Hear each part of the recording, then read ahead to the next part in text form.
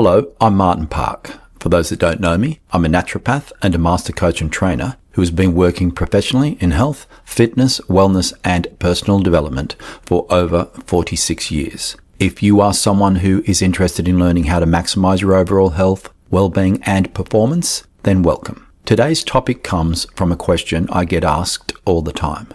What do I have to do to live well? It's a simple question with a simple answer, but perhaps an answer that many people don't want to hear. So today's episode is a manifesto, a clear, direct, no-fluff declaration about what it really takes to thrive in a world that constantly pulls you towards comfort, distraction, and mediocrity. Let's get into it. The brutal truth about living well. And the brutal truth is this: living well is difficult, mercilessly difficult. It demands everything from you. It requires you to show up every single day and do things that are uncomfortable, inconvenient, and often downright unpleasant. It asks you to choose discipline over impulse, effort over ease, growth over comfort, repeatedly, relentlessly, and all without fanfare or applause. And if for some reason you're not willing to accept this reality and live and act according to its demands, then you'll need to make peace with mediocrity, because that's the alternative.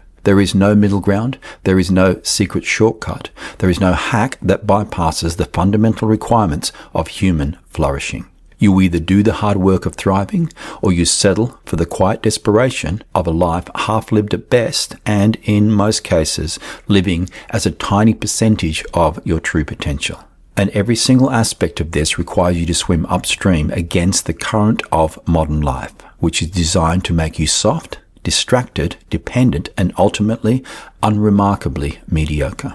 Your body wants to thrive, but to thrive physically, it means saying no to the endless stream of processed junk and convenience foods that surround you. It means preparing real, nutritious meals when you're tired. It means moving your body in demanding and challenging ways when you'd rather collapse on the couch. It means going to bed at a reasonable hour when there are 1,000 more interesting things you could be doing. It means avoiding toxic substances like alcohol and smoking and the like, as if they are poisons, which they are. Your mind wants to thrive, but mental and emotional thriving means confronting thoughts and feelings you'd rather avoid. It means reading through books that challenge your assumptions when scrolling through social media would be easier. It means sitting with discomfort instead of numbing it. It means having difficult conversations instead of avoiding conflict. It means building resilience through deliberate practice rather than hoping it will magically appear when you need it. It means developing the emotional intelligence to understand your own patterns, triggers, and reactions, then doing the painstaking work of changing them. Your soul wants to thrive, but genuine happiness and meaning require you to dig deep and figure out what actually matters to you, not what you think should matter or what others expect of you. It means planning your day, your week, your month with purpose and vision, treating your attention as the precious, finite resource it is, and resisting the pull to react to whatever screams the loudest, including those things that feel urgent but aren't truly important. It means pursuing goals that align with your values, even when they're harder than the goals that would impress other people. It means building relationships that require vulnerability, honesty, and emotional labor, rather than settling for superficial connections that ask nothing of you. It means creating something, contributing something, becoming someone who adds value to the world, rather than just consuming what others have created. And all of this, physical vitality, mental and emotional clarity, purposeful and authentic fulfillment, isn't a collection of separate battles. It's one continuous upstream swim against everything that pulls you toward comfort, convenience, and complacency. Every day you wake up to the current of modern life trying to pull you toward mediocrity, the path of least resistance, the default setting designed to make you ordinary, compliant, and quietly resigned to a life of compromise. Fighting against this current is exhausting. It's relentless. It never gets easier. It only becomes more familiar. You don't graduate from the difficulty. You just get better at handling it, at living with it. But unfortunately, many people, when they truly understand this, when they really grasp the difficulty, the brutal truth of what is required to live well and thrive, they make a different choice. They decide that the cost is too high. They convince themselves that mediocrity isn't so bad. They tell themselves stories about being realistic, about accepting themselves as they are, about finding balance. But what they're really doing is choosing the slow decay of unfulfilled potential over the demanding vitality of a life fully lived. Because mediocrity isn't neutral. It's not a peaceful middle ground. It's a slow erosion of everything you could have been. It's watching your body gradually lose its strength and energy and vitality. It's feeling your mind become foggy and reactive. It's looking back on years that blended together because you never fully showed up for any of them. It's the growing awareness that you had one life to live and you spent it in the waiting room.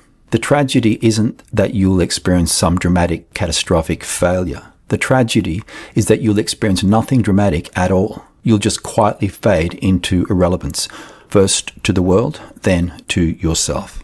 But this isn't inevitable. It is a choice you make every single day through 1,000 small decisions. You become what you do, not what you think about doing. Not what you plan to do, not what you used to do or what you'll do tomorrow, but what you do today, consistently and relentlessly, when no one is watching and no one is cheering. If you do hard things, you become someone capable of handling difficulty. If you do easy things, you become someone who needs life to be easy. If you do meaningful things, you become someone who lives meaningfully. If you do mediocre things, you become mediocre. You see, your identity isn't something you declare or decide upon in a moment of inspiration. Your identity is the cumulative result of your daily actions, habits, and choices. You are what you repeatedly do, and what you repeatedly do is determined by what you're willing to endure in service of who you want to become. So the question isn't whether thriving is hard. It is. Brutally, relentlessly, beautifully hard. The question is whether you're willing to accept that difficulty as the price of admission to a life worth living.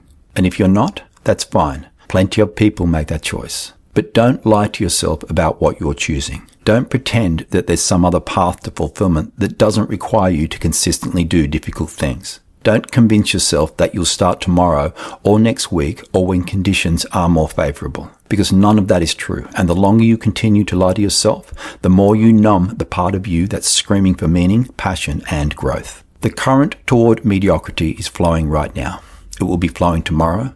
It will be flowing for the rest of your life. You either start swimming upstream today or you continue drifting downstream, and the distance between where you are and where you could be grows larger with every passing day.